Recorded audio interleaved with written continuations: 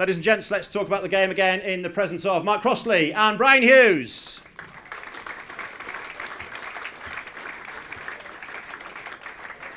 Well done, Mark. Guys, thanks for coming up. You're getting the well dones, Mark, because you got that score prediction just right. I did in this box. I said 2-0 in everyone. I only said 2-1 because there's a Fulham fan sitting in here. But That's actually true. It was. no, I think the game, obviously, all City started positively, really well. Pace, power. It looked like it was going to be a cricket score, to be honest, first half. But credit to Fulham. They came really out well in the second half. We identified that Tom Kearney played a lot more infield.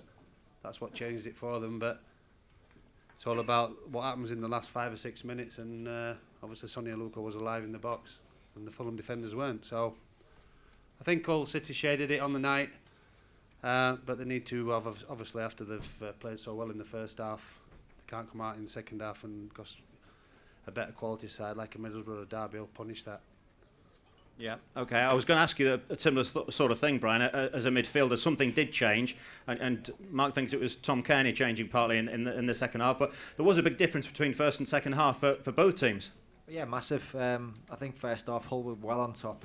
As Mark said, rightly so, it could have been a cricket score.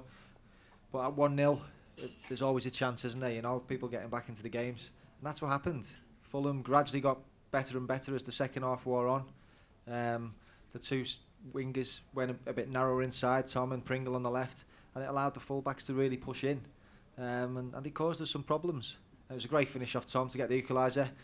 But it was nice to see Aluko, you know, being in that little pocket of space. Once the substitutions got made, Steve pushed him a bit further forward, and he popped up in the right place at the right time and gets the winning goal.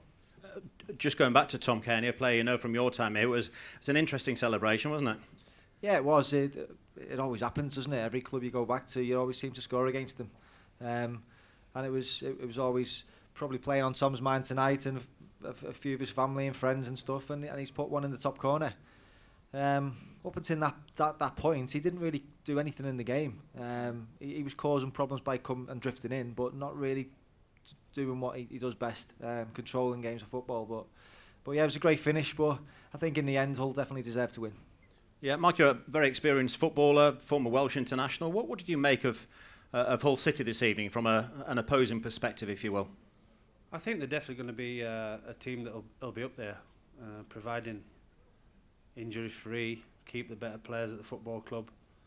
There's a lot of pace and power in that team, and that can only be a positive. And I see definitely a top 6 position, if not pushing for an automatic promotion.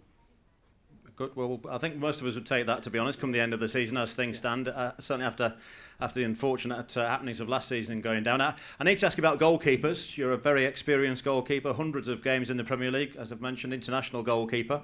Unfortunate injury to your goalkeeper tonight, but I wanted to ask you about Alan McGregor, who's been under a bit of pressure. It happens with goalkeepers.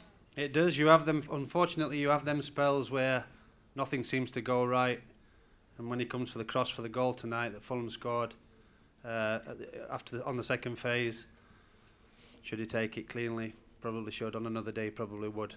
But when things are going against you, unfortunately, they go against you. But he's good enough, he's big enough, and he'll come through it. And because he's a quality keeper. There's nowhere to hide as a goalkeeper, is there? But what do you do as a keeper in terms of getting confidence back up or having somebody to talk to? There are goalkeeping coaches, as you know. Yeah, I think that's why that's what we're there for. If I was his goalkeeping coach, and Gary Walsh, I know for sure will be nurturing him through his bad time that he's probably having. Not necessarily a bad time, but cutting away the mistakes. And he will come through it because you play at this level because you're good.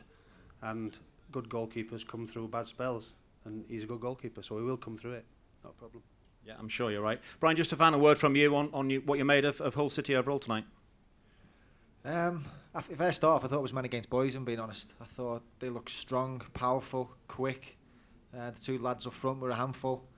There's work to be done, definitely, because obviously there's no right to sort of control full 90 minutes of any football match, home or away. So I think when the opposition do get their 5, 10, 15-minute spells, I think we need to be a bit tighter as a group. Have a bit bit of solidarity about us and get them wingers pulled in narrow, make it hard to beat. As I said, the goal from Kearney was a great finish, but it could have been avoided. But yeah, there's still work to be done, but a lot more positives. Good to hear. Good result for us tonight. I hope you've enjoyed your evenings with us, ladies and gents. I'm Alex Burgess. Please give you thanks to Mark Crossley and to Bryan Hughes. Cheers, guys.